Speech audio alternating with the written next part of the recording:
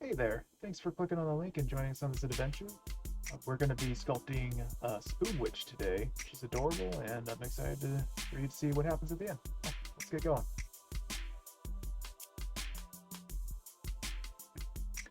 So what I do is I start with a sphere, just getting ready to get the head in place and get moving forward with it.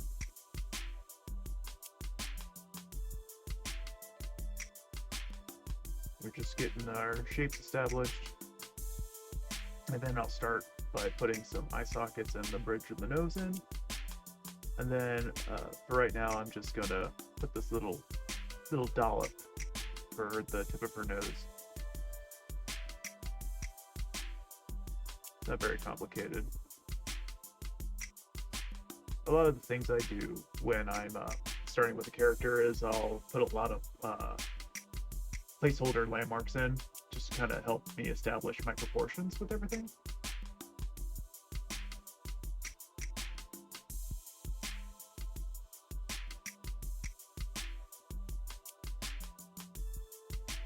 And you can tell as we go throughout this process, things are ebb and flow.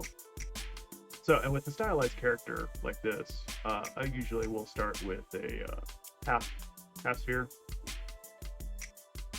Don't want to get too complicated with it.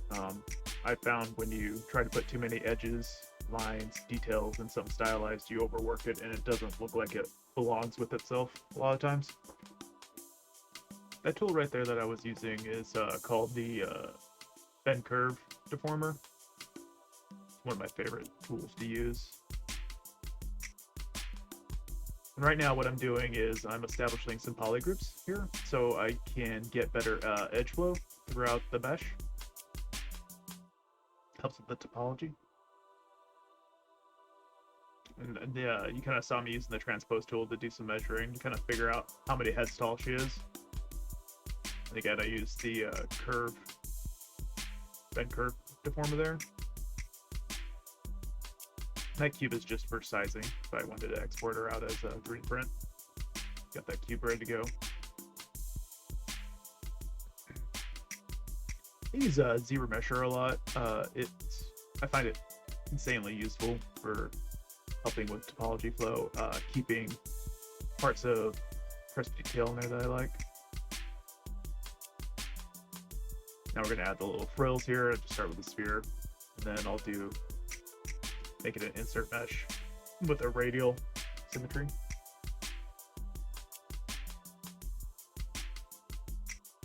And then I just do little tweaks and adjustments, and then try to smooth it out, the transitions, get the placement nice and even as possible.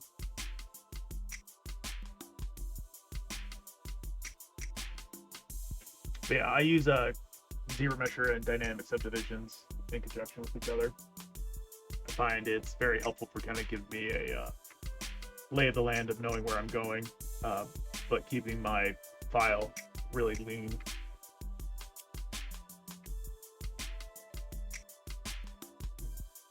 Putting that little detail in there, that's gonna change. Towards the end I realize it's way too low.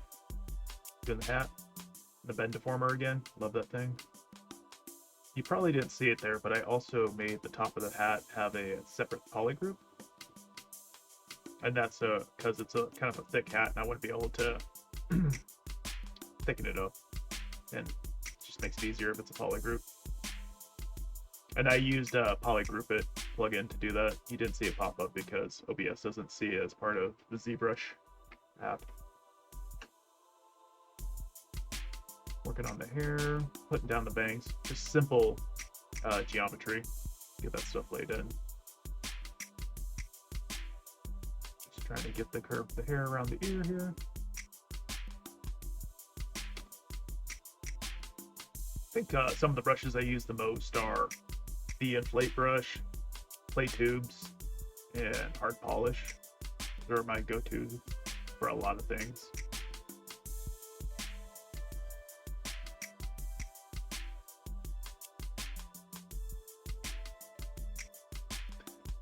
This is a nice project because I find that I agonize over small details sometimes, and this one I really was attempting to turn my brain off and just go with the flow and just just really take out the basic forms of what I was seeing.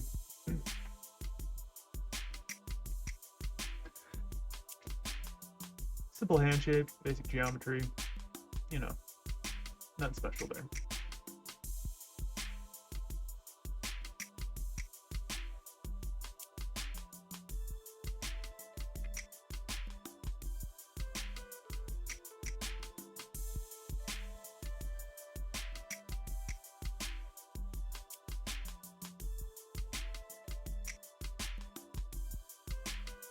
And I'm gonna start laying in her mouth, and orb crack is another one of my favorites. Just kind of putting down some rough lines to give me an idea of where I want something to go. It's kind of like doodling on a sculpt before you start actually sculpting on it, to kind of get an idea where your stuff's gonna go. Helps me plan out my volumes. I really liked working on this project. She came out really cute. I was very, very happy with her. Oh, also, this original concept that you're seeing in the bottom left is done by a concept artist called Ian Schmidt. I met him through his brother. I used to work with his brother.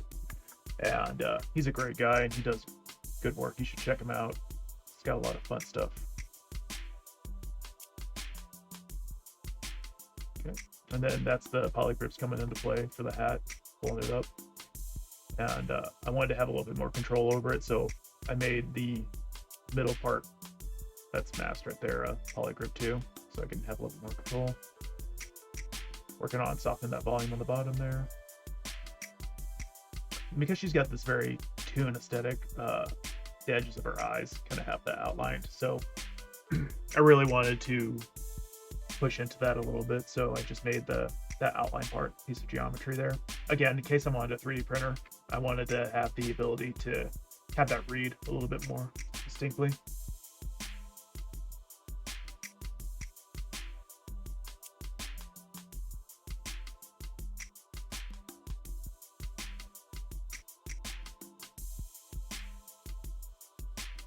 Setting that up, working on those transitions.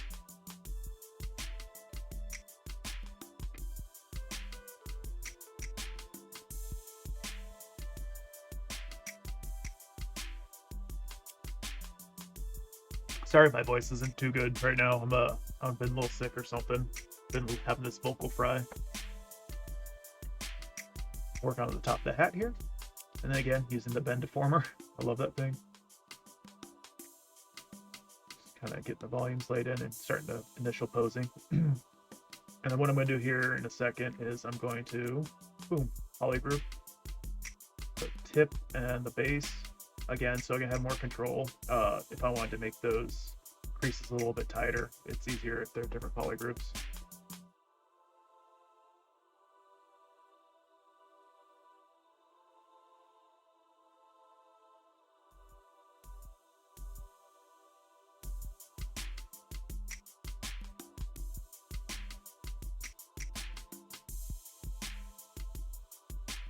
Okay, and we're just gonna add in the feet right here, make the boots.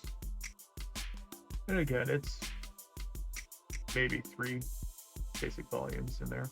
So I'm gonna extrude up there so I can get the cuff a little bit there, and then I kind of droop it, soften it up.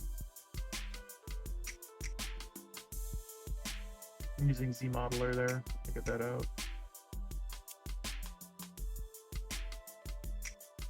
And then put the legs in.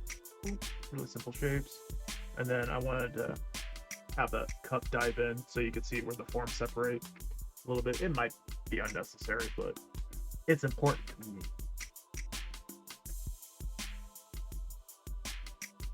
Working on our proportions. Happy with that. Now we're working on the spoon. My experience originally was in 3S Max and Maya, so I'm no stranger to burp pushing. It took me a little bit to figure out the Z modeling kit, but I really do enjoy it.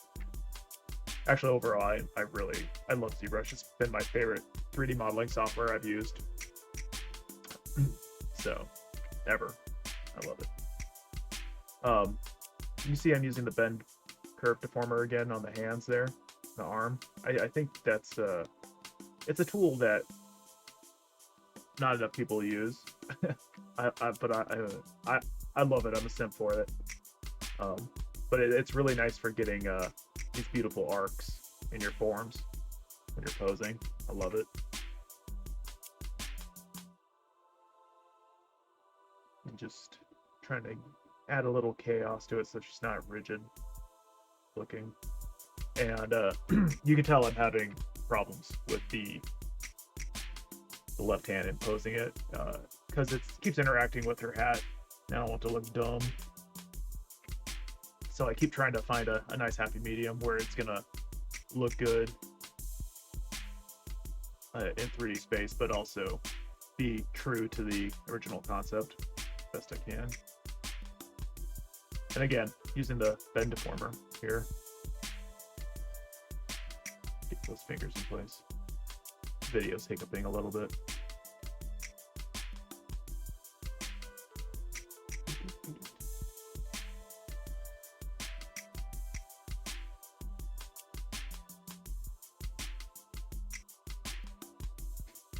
Adjusting, and then I'm gonna bend deformer again, taper that arm down.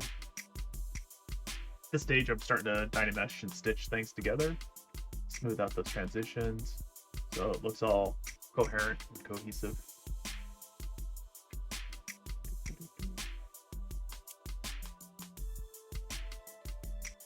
Now we're gonna start painting. Ian did do a colored version of her sitting in a cauldron. So I'm just stealing the colors from that, popping it on there. In the render that you'll see later, it's very, very green looking. That's because of the lighting I set up in it. And I think, though it was a happy accident, I wasn't intending for that to happen. Just through exploring different colors and my lighting, I landed on it and I thought it was very appropriate for her. And this is the final product. If you guys want to see how I do my rendering and what my lighting rig looks like and everything like that, everything that you're seeing in this render was done in ZBrush. I didn't do anything in post. So that might be kind of evident. You can still tell the shadows a little bit there, but I think it looks pretty good for what it does. But yeah, no compositing in Photoshop or anything like that. This is just straight out of ZBrush. So yeah, if you guys want to see that, let me know, and I can do a video on my process for that. If you guys like what we do, please follow us on our social medias, subscribe. Every month we do a new model on our Patreon. It's only $2 a month to join, and you get access to, I think we have 12 models as a welcome pack right now, maybe more. And then every month you get a new model that we do, and who knows, maybe this one will be on it. But yeah, so if you like what you see, please like, subscribe, follow us on our social medias, show your support. We really appreciate anything that we can get from you guys, and yeah, hope to see you around. Thanks. Bye.